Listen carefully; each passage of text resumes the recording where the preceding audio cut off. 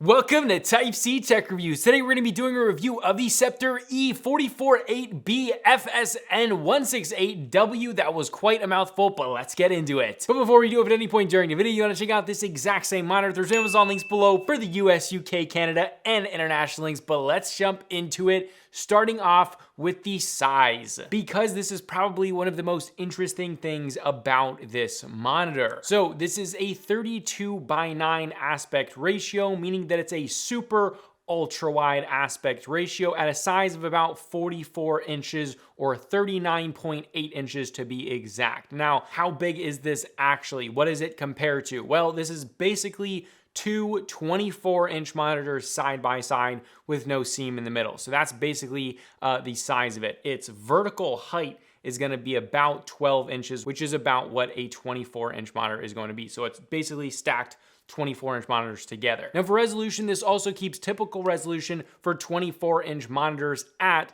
1080p, but obviously because it is that 32:9 aspect ratio, it is 3840 by 1080p. Now this means the PPI, or pixels per inch, essentially how crisp and clear the image is actually going to be to your eye, is basically identical to a 24-inch 1080p at about 92 pixels per inch. Now, this is a fine PPI. It's nothing amazing. Small text is going to be slightly pixelated. You're going to be able to see pixels. However, this was slightly worse than a typical 24-inch 1080p monitor for me personally, because I wanted this thing to be closer to me because I wanted it to be a little bit more immersive. So for me, it was a little bit more noticeable. In game, you're going to notice it slightly less because there is movement, but with things that are stationary on the screen, maybe ammo counters, maybe, stuff like that, up in the right corner, down low, maybe your compass, stuff like that.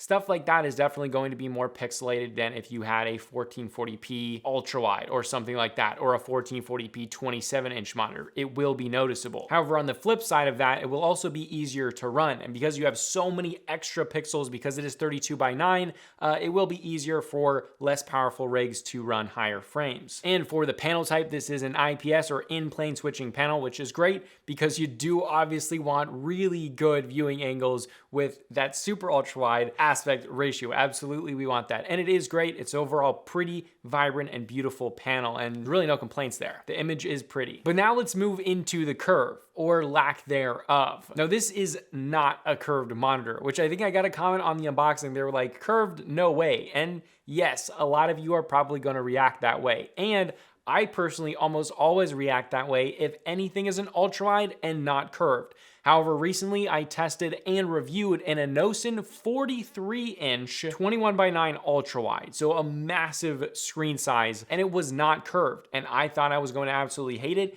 and I just didn't. It was really great. It was really immersive, and I absolutely loved that monitor, especially for the price. So is this one a similar story?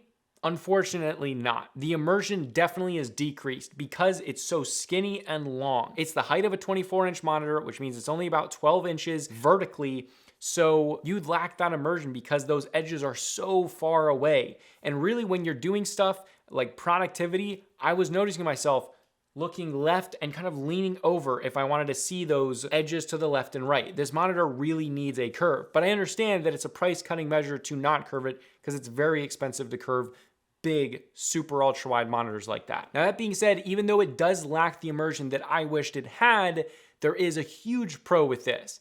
Now, when I was playing FPS, first-person shooter games like Insurgency Sandstorm, which I played a lot on this monitor, there was a huge advantage that you got, and a literal huge advantage. Because this gives you so much extra room on the left and right, just like a normal ultra-wide would, but this one gives you double what most players are seeing.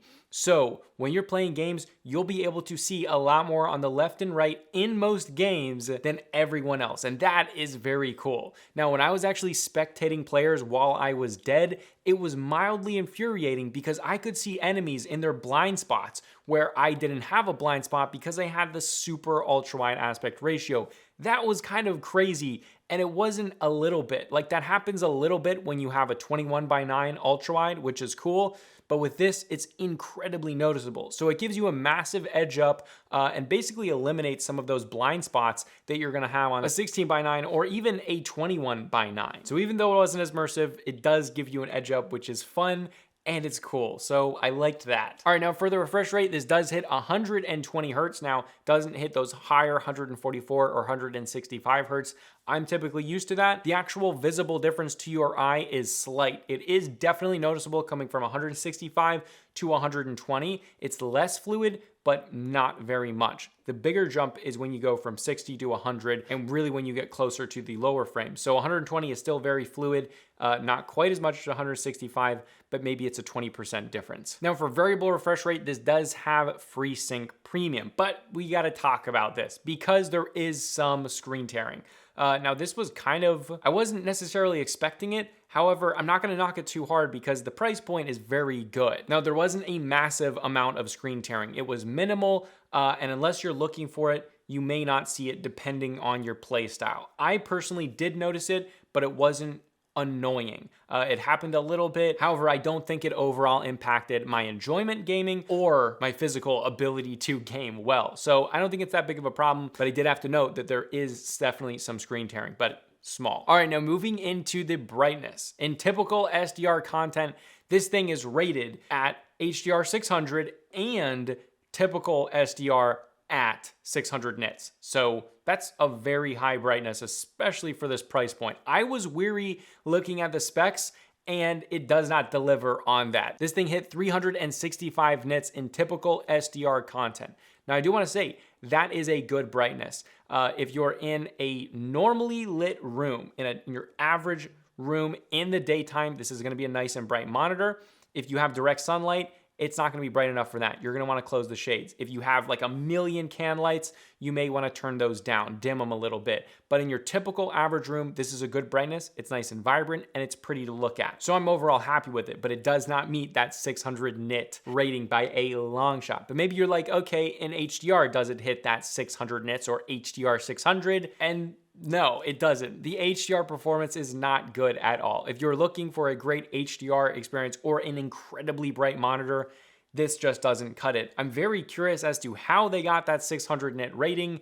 It just does not meet it at all. That being said, even though it fails to meet that 600 nit rating, I do still think this is an overall good brightness, just a little bit of weirdness going on there. So I don't know quite how they got that, but yeah, around 365 nits is still a good brightness, and it's definitely more in line with the price anyway, although it wouldn't have hurt to have 600 nits. All right, now colors. This covers 125% of the sRGB color space. Accuracy out of the box isn't anything amazing, and after calibration, it is better, but don't be expecting to be doing any professional photo or video editing on this monitor. However, one upside is this can output 10 bits of color at full 120 hertz, and the overall quality of the image is very pretty as far as colors go. So you may not be able to have the most accurate monitor out there with, you know, the Adobe RGB full coverage or everything. However, it is very pretty to look at. So if what you want is like a pretty good white tones accuracy like that was actually pretty good, especially after calibration. All right, now moving into picture-in-picture and picture-by-picture, this does have it. It's pretty easy to navigate in the menu system. You can do, you know, half, split in half, which is probably what a lot of you are gonna do if you're going to do a lot of productivity stuff. And that is kind of cool that you have that, especially with this dual 24-inch style 32:9 aspect ratio. So you do have that if you want it. Although again, the PPI is a little bit lower, so whatever, but you do have that option. So I like that. But let's move on to contrast ratio. And contrast ratios for IPS panels are typically 1,000 to 1, and this is no different here. So the blacks are not gonna be as deep as like an OLED at all or a VA panel. However, that's what you give up when you have an IPS panel. And I do think that it's worth it, especially on this monitor because of those viewing angles. All right, now for the response time, ghosting, and input lag. The response time is low. It's not the lowest in the world. We don't expect that for the price point, but the ghosting overall is pretty good. There's definitely more ghosting than on like high-end, very competitive oriented IPS gaming monitors, but they're still far less than on some of the worst IPS panels that I've seen. So it's kind of right there in the middle. There are 4 different response time settings. There is off, low, medium, and high. In off, there is the most ghosting, and low, there is less. In medium, there is even less, and then in high, there is even less. So there is no pixel overshooting at any of those response time settings. So if you want the lowest, just go to high. That will be the best image quality that you will get. Overall, the ghosting didn't affect my gameplay. I didn't feel like it was a hindrance. And I still overall enjoy the gaming experience. So that is great. I think it's a good middle ground. But the input lag was actually pretty dang impressive. Again, it's not the lowest in the world, but it is far from what I expected. I was expecting this to be quite a bit higher, and the input lag was actually fairly low, creating a very fluid and very enjoyable gaming experience. Couple that with pretty average ghosting for a gaming IPS panel, and this is overall quite good, and it's a very enjoyable gaming experience. All right, now the menu system and controls is a mixed bag here. Sceptre's menu system itself is not very pretty at all to look at, but it's functional and it works. The menu system actually on the monitor, the buttons that you use are awful. They are so bad. The learning curve is terrible. It's hard to use it. But on the flip side, they give you a remote, and the remote is really easy to use. There's no learning curve. It's fast to do everything. So if you're going to use the menu system, use it with that remote because it works way better. But then on the flip side of that, it requires 2 AAA batteries, and they don't include them in the box, or at least they didn't come in my box, which I thought was weird because I've previously had a Sceptre monitor that also had the same remote, and I'm pretty sure it came with batteries. So kind of strange. All right, now as far as Vesa compatibility, this is compatible with 100mm by 100mm Vesa mounts, but you do have to install a little bracket that comes in the box with your monitor on the back of it. So an extra step if you want to Vesa mount it, but not really a problem in my book. All right, internal speakers. Does this have them? Yes, it does have them. Are they good? No, they're not. Now, I've said a million times, basically all monitor speakers are not good. Monitors just don't have good internal speakers except for like a few BenQs. However, these are like very bad. First of all, they do not get loud. Even when your PC is maxed out and the monitor's volume is maxed out, they don't get loud at all. And they rattle with more trebly tones, very low volume. So they're overall not good. That being said, most monitors don't have internal speakers, so it is a good thing that these have it. So it's kind of a mixed bag again. However, it's good that it has it, but they're not good. So they'll work in a pinch. Now ports, this is actually very impressive. This has one DisplayPort 1.2, one HDMI 2.0, one HDMI 1.4, a USB Type-C with 65 watts of charging, a 3.5mm audio out, a USB Type-B upstream, and then 3 USB Type-A downstreams. That's a lot of ports, more than I was expecting, and absolutely fantastic for multitasking. So if you do want to multitask on this in the day and then game at night, absolutely you could do that. So that's actually really good. Now, for the HDMIs, obviously the DisplayPort, you have full bandwidth at full 120 Hertz. With the HDMI 2.0, you are also going to get full resolution 120 Hertz, which is great. With the USB Type-C, you're going to get full resolution at 60 Hertz. And with the HDMI 1.4, I think you're going to get full resolution at like 68 Hertz. Kind of strange, but that's what you can get. So you can get full res and refresh rate with both the DisplayPort and the HDMI 2.0, which is awesome. Now, as far as stand and build quality, the materials they use here are good. The stability is good. There's a lot of metal, there's a lot of plastic. The fit and finish and overall refinement is good. Not quite as good as something like LG or Dell. However, it's very, very close to that. So overall, it feels good. The only thing I don't like about the overall design is that the front legs are absolutely massive, and this makes for a very, very stable monitor. However, they protrude about 1.5 to 2 inches in front of the monitor. And for this monitor specifically, I like to have it closer to my face, and so it limits your desk space a little bit. I actually had to put one of the feet actually on my mouse pad because I wanted it so close and those feet are so massive. So a little bit of a con there, but definitely not a deal breaker. Besides that, functionality is good with height adjustability, tilt, and swivel. Now, the only thing is the height adjustability doesn't get too low. It doesn't get super close to the desk. However, for my setup, this wasn't a problem. All right, now moving on to the Quirks section, which is few and far in between with these monitors, but this one has it, the RGBs. The RGBs on the back of the monitor. Now, most monitors have terrible RGBs if they have them. They just don't glow bright enough I don't know why they have them, because you're never gonna look at the back of the monitor, and they never get bright enough to hit the wall or really do anything. They're just an extra thing that you pay for that you're never gonna use or see. So I always kind of hate them. However, this one is not like that at all. Firstly, there's a lot of customizability through the menu system. You can do static colors, breathing, whatever you want. There's a lot of stuff there. And there's a lot of different colors to match your setup. So that is great. But then the other thing that's most important is these are bright.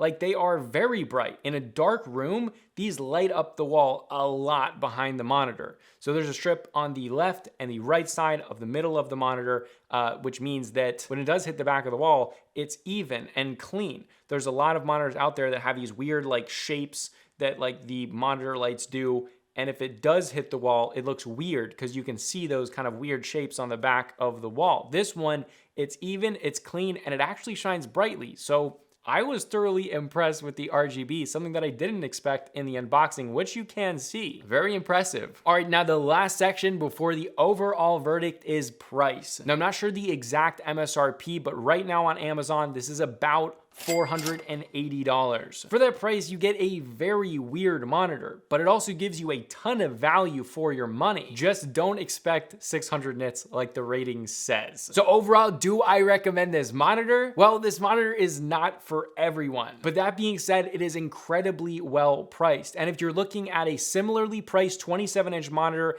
and would prefer a 32:9 aspect ratio over a 27-inch, then yeah, I definitely recommend it. It's overall great considering the price point. You just have to be the right person for this. Again, if you want to check it out, there's Amazon links below for the US, UK, Canada, and international links. This is a weird but really fun monitor to review. I wasn't expecting a lot. In some areas, it didn't deliver. Like the brightness, I was expecting a lot there. It didn't deliver. It was just good. But then in other areas, like the actual gaming performance was quite good. The immersion wasn't that great, but there were small things like the RGB being cool. So there's a lot of weird things, and you really have to be the right kind of person. If I went through everything and you are like, I don't care about those cons, but I love those pros, then this might be the right monitor for you. But I assume that it'll probably be around 2% of who's watching this right now. But if you are that 2%, this is a great monitor, and I hope you are happy with it. One last thing to consider is if you do want a bigger screen size, but you do like these really good valued ultra-wide, not super ultra-wide, but just ultra-wide monitors, but they give you a lot of value for your money. The INNOCN 40C1R, I'll put a review right here. This is my review of it. That's a little bit more money at $600, but I think overall I prefer that monitor over this one. But if you want that 32:9 rather than 21:9, this is definitely the one to get. But yeah, this was Type C Tech Reviews, and I'll see you guys in the next video.